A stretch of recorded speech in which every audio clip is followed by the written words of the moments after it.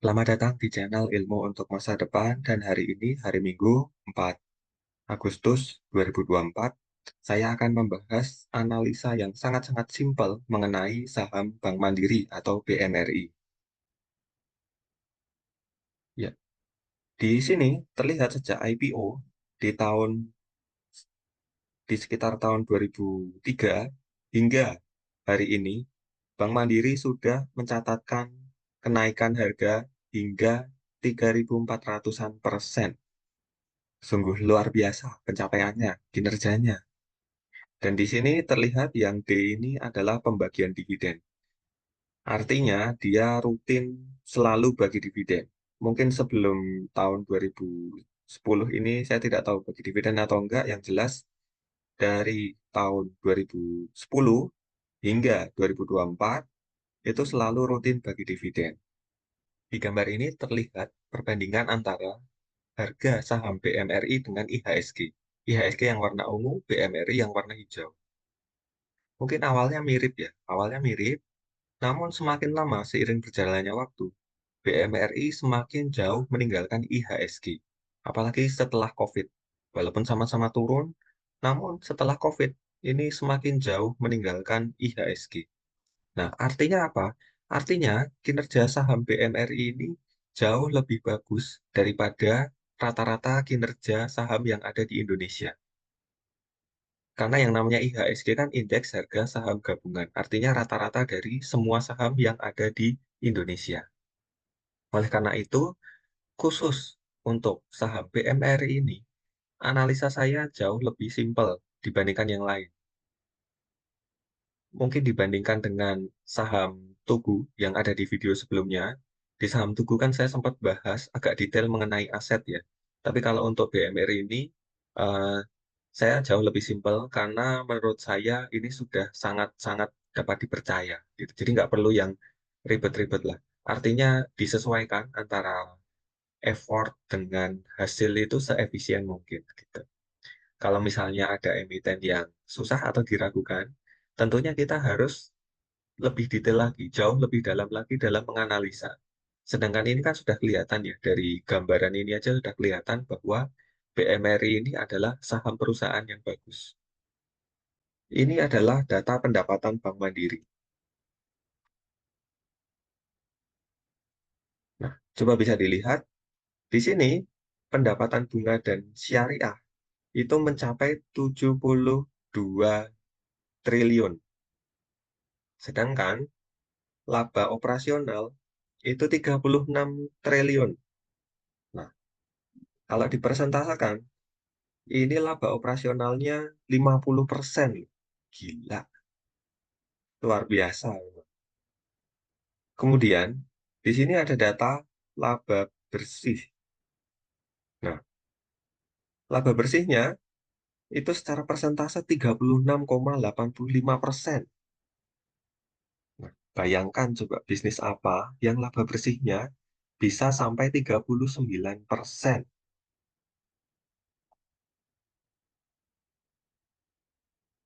Kinerja yang luar biasa ini juga merupakan salah satu indikator bahwa perusahaan sudah memiliki sistem yang sangat baik, sistem yang sudah matang. Dan artinya di sini GCG-nya sangat baik. Jadi bayangkan kalau kita mau buka bisnis. Nah, bisnis apa sih yang sanggup menghasilkan laba bersih 39%? Kalau menurut saya, khusus untuk perbankan, itu kalau dia sudah besar, sudah growth, sudah major, itu artinya kemungkinan dia untuk turun kinerjanya itu semakin susah. Kompetitor itu semakin susah untuk bersaing dengan bank yang sudah terlanjur besar. Nah, kira-kira kenapa? Karena ini masalah kepercayaan, masalah trust. Bank yang sudah sangat besar dan dipercaya pasti akan mudah mendapatkan keuntungan dari nasabah. Misalnya, bank itu bisa memberikan bunga yang rendah dan tetap dipercaya. Coba bayangkan misalnya, Bank Mandiri katakanlah dia kasih deposito hanya 3% per tahun. Sedangkan dia kalau ngasih hutang atau mungkin KPR atau hutang apapun bisa sampai 8 atau 9% bunganya. Artinya kan selisihnya kan jauh. Nah, artinya dari selisih yang jauh itu dia bisa mendapatkan keuntungan yang sangat besar. Nah, apa jadinya jika perusahaan kecil atau bank kecil mencoba untuk berkompetisi dengan bank mandiri? Misalnya bank yang jauh lebih kecil, bank baru, dia mencoba bisnis baru, kemudian dia kasih bunga deposito yang sama dengan bank mandiri, yaitu 3%. Kira-kira laku nggak? Nggak akan laku kan? Karena dia tidak dipercaya atau belum dipercaya. Artinya, bank kecil tersebut jika mau bersaing dengan bank mandiri, dia harus menawarkan suku bunga yang jauh lebih tinggi untuk mau bersaing. Karena dia eh, belum bisa mendapatkan kepercayaan yang tinggi oleh masyarakat. Misalnya untuk narik nasabah dari bank mandiri, dia harus kasih bunga yang lebih tinggi. Misalnya kasih 5% lah per tahun depositonya. Baru nasabah bank mandiri mulai lirik, oh ini bunganya lebih besar, lebih menguntungkan. Ya, walaupun mungkin belum terlalu dipercaya kan, tapi cobalah ke bank kecil itu. Tapi apa jadinya kalau dia kasih bunga 5%? Artinya keuntungannya semakin kecil dibandingkan bank mandiri yang cuma ngasih deposito 3%. Nah, hal inilah yang menjadi kekuatan dari bank mandiri. Kalau Warren Buffett itu sempat menyebutkan, pilihlah perusahaan yang memiliki moat. Moat itu istilahnya ibarat parit di suatu kastil. Jadi itu yang membentengi kastil sehingga sulit untuk diserang. Nah, Bank Mandiri juga seperti itu. Dia sudah sangat besar, BUMN yang sangat besar, dan dia akan lebih mudah mendapatkan keuntungan dari masyarakat karena masyarakat sudah percaya. Atau di sini Bank Mandiri ini karena sebagian besar nasabahnya berupa korporasi, artinya korporasi sudah percaya dengan Bank Mandiri. Dan inilah yang menyebabkan kinerja Bank Mandiri itu masih tetap bertumbuh walaupun sudah melewati masa-masa COVID dan sekarang suku bunga tinggi. Ini berbeda dengan BRI ya. BRI agak agak cukup terdampak, makanya harga sahamnya juga sempat agak turun. Sedangkan kalau Bank Mandiri ini masih mendingan kinerjanya, karena ini cenderung ke korporasi besar. Sedangkan kalau BBRI kan cenderung ke UMKM ya. Nah, kembali ke tadi, artinya Bank Mandiri ini secara logika memang lebih mudah untuk mendapatkan keuntungan yang besar dari nasabahnya dibandingkan bank kecil. Dan ini akan mempertahankan atau cenderung mudah untuk mempertahankan dirinya dari adanya kompetisi bank-bank lain yang kecil.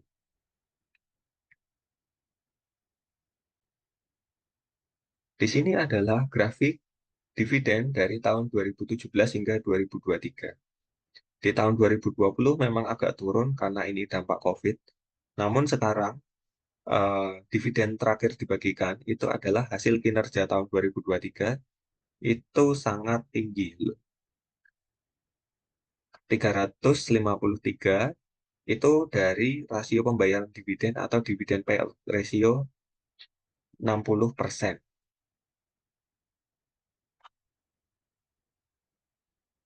Jadi 5 tahun terakhir itu dividen payout ratio-nya sekitar 60%. Menurut saya rasionya cukup besar ya. Dan ini juga salah satu indikator bahwa perusahaan itu fair. Dia bagi hasil atau keuntungan ke pemegang saham. Artinya uangnya atau keuntungannya itu beneran ada. Karena gini, bisa saja emiten atau suatu saham di IHSG, secara laporan keuangan dia menunjukkan atau menuliskan laba yang tinggi, tapi dia tidak bagi dividen. Nah, ini patut dicurigai ya. Walaupun ngomongnya karena untuk modal atau untuk capex atau apalah kepentingan perusahaan, tapi kalau dia nggak pernah bagi dividen, itu Anda patut curiga atau perlu menganalisa lebih dalam lagi. beneran dipakai untuk pengembangan usaha atau enggak. Tapi kalau dibagikan ke pemegang saham dalam berupa dividen, itu kan udah jelas ya. Jadi nggak perlu banyak cek-cek lagi. Kita percaya aja. Oh ini kinerjanya.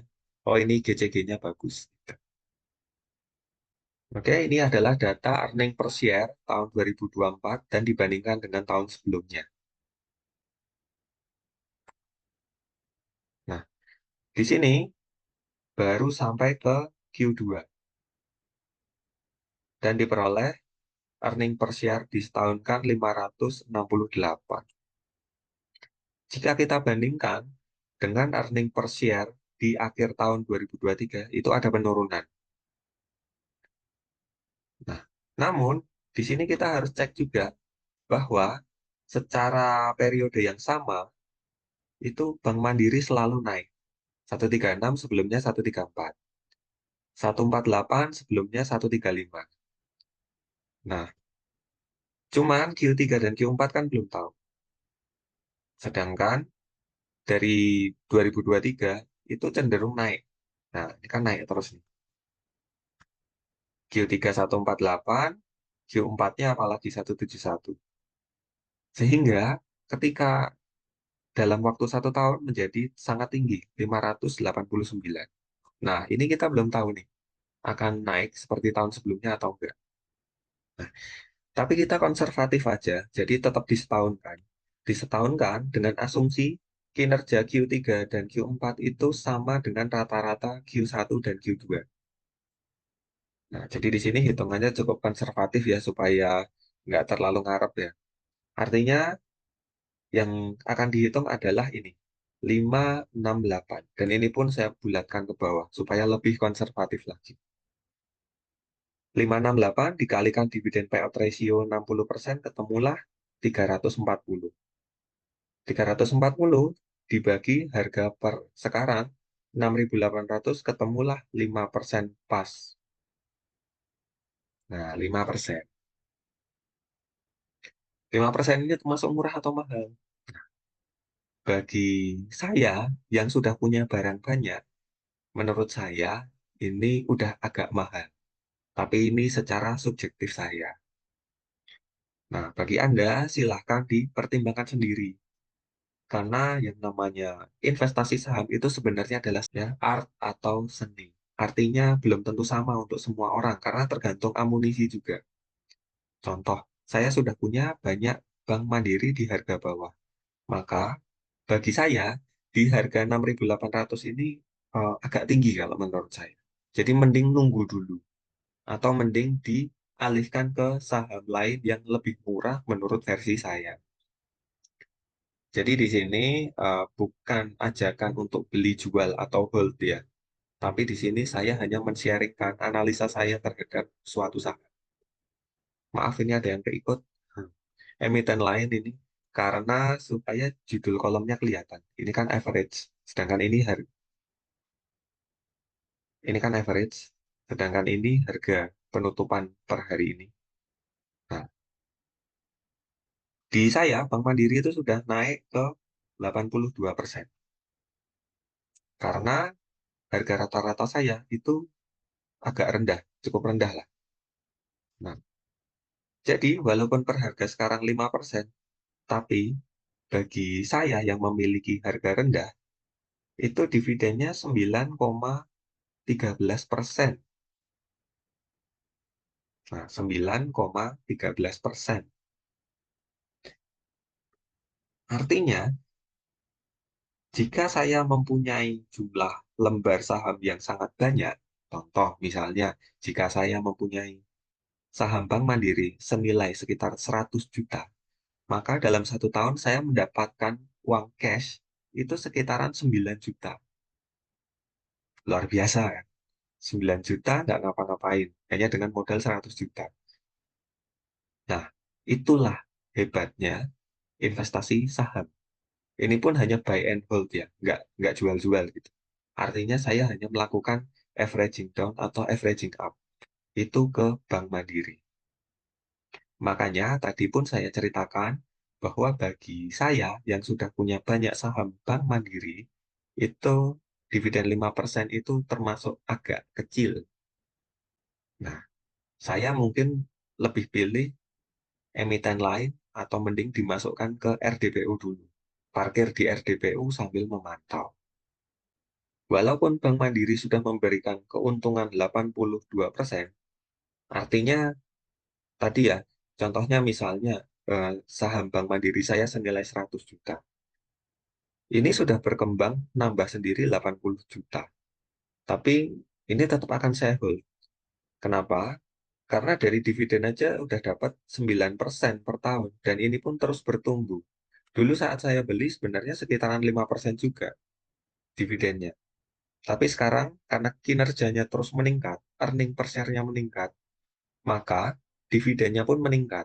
Dan harganya pun meningkat. Makanya dinilai mahal. Udah naik 82%. Gitu.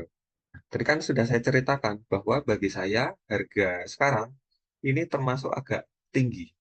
Kalau saya sih lebih pilih hold dulu ya, atau menunggu dulu. Kan nggak ada salahnya menunggu gitu. Saya tidak selalu beli saham ini.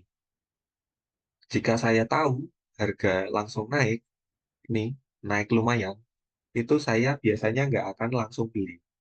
Misalnya saya kan tidak tidak fokus ke investasi sebenarnya. Saya ada pekerjaan utama, saya sebagai karyawan yang ada gajian rutin tiap bulan.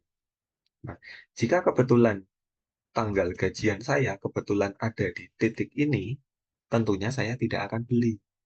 Karena sudah tahu dalam waktu singkat, dia udah naik jauh, udah naik tinggi.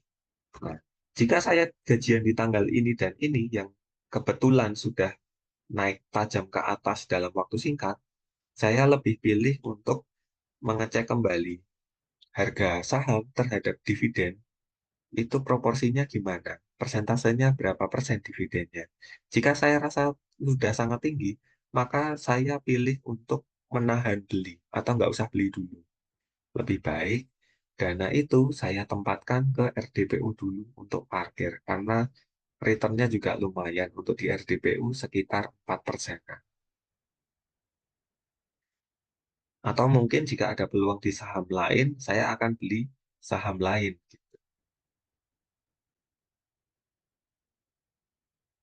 Nah, Warren Buffett, investor legendaris dunia, itu pernah menyatakan bahwa the stock market is a no-call strike game. You don't have to swing at everything. You can wait for your pitch. Nah, artinya, dia mengibaratkan bahwa stock market itu tidak seperti strike game di baseball. Kalau baseball itu kan 3 kali lemparan, kalau tidak dipukul, itu kan strike ya. Artinya sudah sudah stop, sudah gagal. Nah, tapi kalau untuk stock market atau untuk saham, itu bukan strike game. Bisa aja kita nunggu aja terus sampai kita menemukan lemparan yang nyaman untuk kita pukul. Jadi saya sudah menerapkan itu. Saya hanya membeli saham jika harga saya rasa cukup murah. Artinya nggak harus beli terus. Artinya sebaiknya kita harus memvaluasi sampai kita benar-benar yakin di titik itu potensi untuk memberikan keuntungan kepada kita itu besar. Jadi nggak usah terlalu memaksakan diri sering-sering beli saham. Jadi saya terakhir beli itu sekitaran ini. Nah, sekitaran ini saya beli di beberapa titik karena saya tidak bisa menebak harga saham itu akan berhenti di mana. Tapi saya beli di banyak harga. Di sini, di sini, di sini, di sini. Saya beli banyak. Nah, kenapa saya beli banyak? Karena di sini saya pun sudah mencatat bahwa di harga-harga ini itu direksi dari Bank Mandiri itu beli saham Bank Mandiri dalam jumlah banyak. Nah, kenapa saya bisa tahu? Karena di media pun ada, itu diumumkan. Jadi kalau insider itu melakukan pembelian atau penjualan saham, itu pasti ada laporannya ke OJK. Ini bagian dari keterbukaan informasi bahwa insider atau petinggi yang ada di emiten itu, yaitu direksi-direksi ini nih, direksi-direksi ini pada beli di harga sekian. Nah, ini saya catat di sini. Jadi kalau harga turun di situ, itu saya ikutan beli. Gitu. Menurut Peter Lynch, dalam bukunya One Up on Wall Street, itu diceritakan bahwa ada banyak alasan dari insider untuk melakukan penjualan saham. Bisa jadi insider itu butuh uang untuk beli rumah mungkin, atau beli mobil baru, atau mungkin ingin jalan-jalan ke luar negeri. Ya itu kan bebas, aset-aset dia mau ngapain dijualnya ya itu silahkan aja. Atau mungkin bisa jadi ada sakit, jadi perlu uang dalam jumlah banyak, jadi sahamnya dijual. Nah itu kan bebas ya.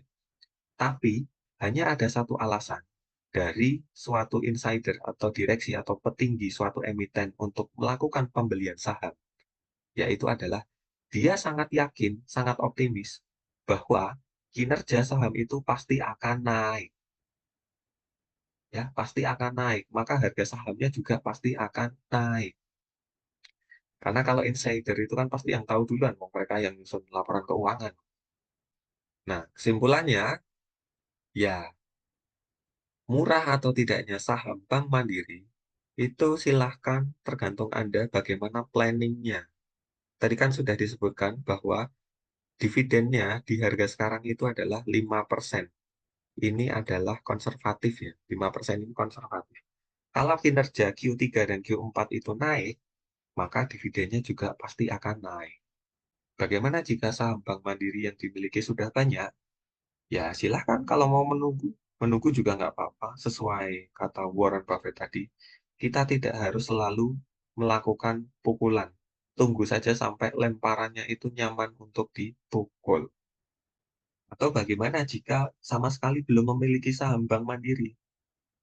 Ya, silakan. Bila Anda melakukan suatu planning, menghitung, beli dulu dicicil sebagian kecil sekian persen di titik ini, itu pun juga nggak masalah. Karena 5% itu jika nggak punya sama sekali ya menurut saya juga cukup baik juga di harga sekarang untuk Bank Mandiri yang kinerjanya selalu tumbuh.